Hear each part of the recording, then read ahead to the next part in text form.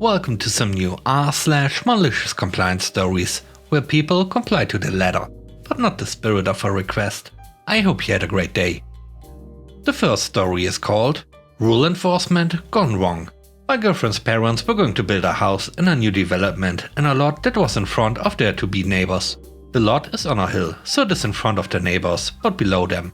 The neighbors decided they wanted to build a one-story rancher on the lower part of the lot instead of building something like a two-story on the higher side of the lot. They assumed that whoever was going to build in front of them would only build a one-story themselves, which would keep their view unobstructed. Having a great view was apparently very important to them and a big standing point on the lot. Her parents start to build their two-story house on their lot, with tall peaked gables. When the neighbors realize their view will indeed be obstructed, they offer to buy the lot off of her parents. Her parents give them the price of the lot, which had increased in value since it was originally purchased, plus the cost of the materials already purchased for the build. They waited for a response but didn't get one, so they just continued on with their build. A month or two later, the neighbors respond to the offer saying they'll accept it. By this time, of course, more time and money had been put into the build, so her parents told them they can still buy the lot, but the price has increased. The neighbors reject the offer. In this new development, all houses are required to have a 2-foot overhang, but many of the houses haven't actually been following the rule, and the developers haven't been enforcing it. Her parents decided to, also, not follow the rule. The neighbors then go to the developer to remind them that her parents need to have a 2-foot overhang, thinking that it would decrease the pitch of the roof, meaning the gables wouldn't be so high. The developers tell her parents to make sure they have the 2-foot overhang. Her parents go to the architect to find a way to keep the tall gables they wanted, while also having the 2-foot overhangs. The architect tells them to just raise the roof 2 feet to create a 2-foot overhang, so the angles on the roof won't be impacted at all. Her parents keep building with these new specs. The developers approach her parents to inquire about the overhangs and if their roof was impacted at all. The look on his face when her parents told him that they just raised the whole roof by 2 feet was priceless. The neighbors avoided her family the entire 5 years they lived there. The next story is called Unionize Against the Union. This happened in Texas, a notorious anti-union area, in the early 2000s. I worked in a chemical plant and an acquaintance of mine, we'll call him Bob, from an unspecified federal agency that was inspecting my plant, told me the story. Bob was giving his business card to a few of us, and I noticed this card had a union symbol on it. I asked if his cards were made in a union shop, and Bob replied, "No, our office unionized last this year." I had a what the fox look on my face while Bob was chuckling. I convinced him to share his tale of how a white-collar master's degree federal employee joined a union. In Bob's office there was the supervisor, ineligible for the union, and 6 other workers, all white-collar and degree holding. 3 of the workers wanted to unionize and 4, Bob included, did not. For some reason a 3 to 4 vote meant the office unionized, and Bob now worked as a non-union worker in a union shop. Bob and his 3 like-minded co-workers could care less about the union shenanigans, because they thought nothing would ever come of the unionization. The 3 union members paid their dues, held meetings, and not much else happened until something actually did. The unspecified federal agency decided to adopt a flex time policy that let each office decide how to set their hours, e.g. standard 40-hour week Monday through Friday, or 4/10s, or 4 days for 10 hours. Or 9/80s, or Monday through Thursday for 9 hours a day, and 8 hours on Friday one week, and Monday through Thursday for 9 hours a day, and off on Friday the next week. The catch was that the employees had to vote, and all followed the majority, except when the majority doesn't get a vote. The supervisor polled the workers, 4 wanted 9/80s and 3 wanted 4/10s. You can probably guess how the votes worked between the non-union and union employees. The supervisor changed the work hours for the entire office to 4/10s, because the union negotiates for all employees even if they are not members of the union. Bob even asked the supervisor why the majority was steamrolled by the minority, and was told, "Nothing I can do, because this is a union shop. Join the union if you don't like it." And a light bulb came on. That's what he and his 3 co-workers did. They paid the dues, filled out the paperwork, and attended the next meeting. Bob and his compatriots had already worked out their plan for a legal coup. They waited until the union president called for new business and launched their attack. Bob motioned for a vote of no confidence against the current slate of officers, just happened to be 3 people in the office positions. The vote was 4-3 and the current officers were out. Compatriot number 1 nominated Bob and 2 compatriots to the officer positions, and the vote was 4-3 in favor of the new officers. Bob was the new president.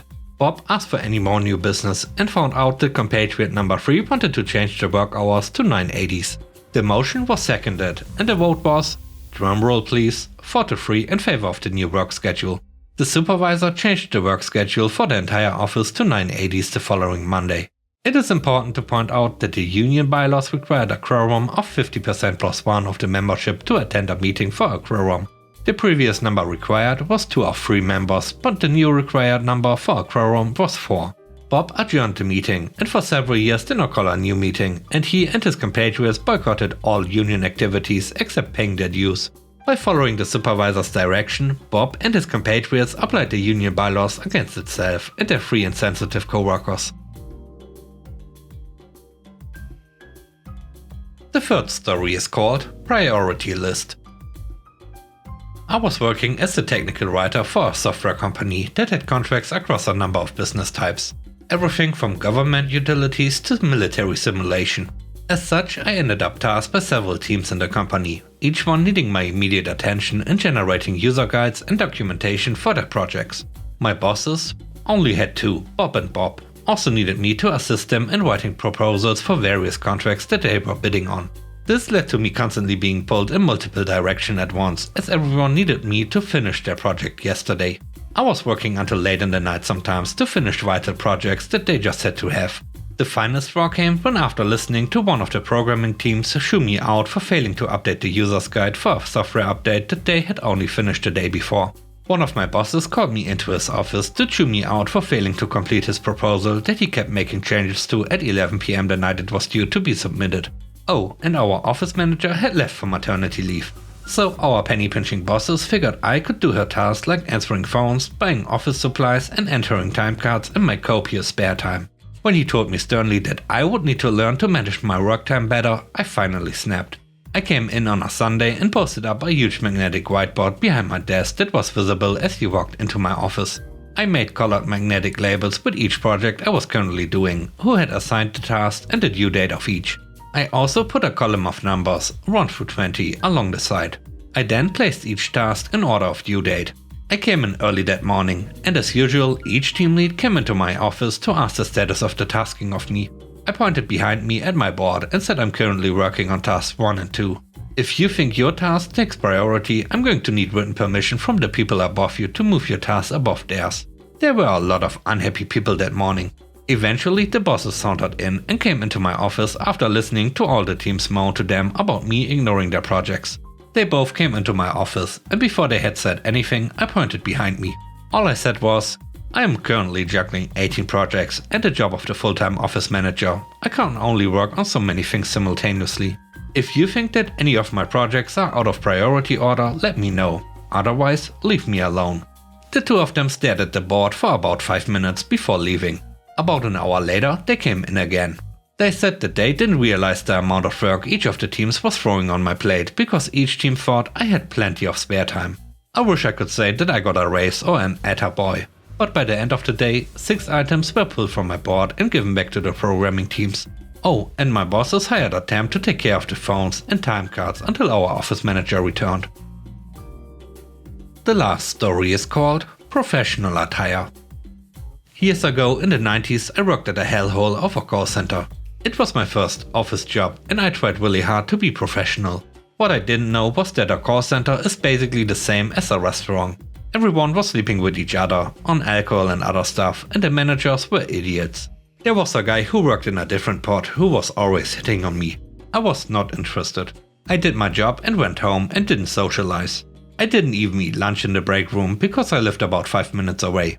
Well, there was a manager who had been sleeping with the guy and thought I was coming between them. She would make up excuses to harass me. I wasn't taking enough calls, I didn't clock in and out of the system exactly on the minute, etc. One day she really went off the rails and started publicly shaming my outfit. I had on a dress and cardigan, which she insisted was too revealing. It was to my knees and I had on pantyhose. She woke me up and sent me home to change. I was really upset and started digging through my closet looking for something she couldn't pick apart. Then inspiration struck. My dad is a textbook accountant. Khakis, short sleeve button-ups and ties. So I borrowed an outfit from him. I was swimming in it, you couldn't see a single curve. I went back to work and headed straight for my desk. Don't you know it, the manager spotted me and made a beeline directly for me. She pulled me into HR, complaining that I looked unprofessional. I told HR that this is what my dad wore every day and he is a consummate professional. HR agreed that my outfit was acceptable, but the manager wouldn't let it go. The dress code was gender specific and she argued that I wasn't dressed like a woman. I ended up just going home for the day rather than deal with it anymore. A few days later, the dress code policy had been updated with a vague language about looking professional and didn't even give example of what was appropriate. The memo was posted in several places. This meant that everyone in the call center could now basically wear whatever they liked, as long as it wasn't ripped jeans or a tube top. The manager was fuming because HR had taken away one of the things she could lord over people. I didn't last much longer there, but hopefully no one ever changed the dress code back.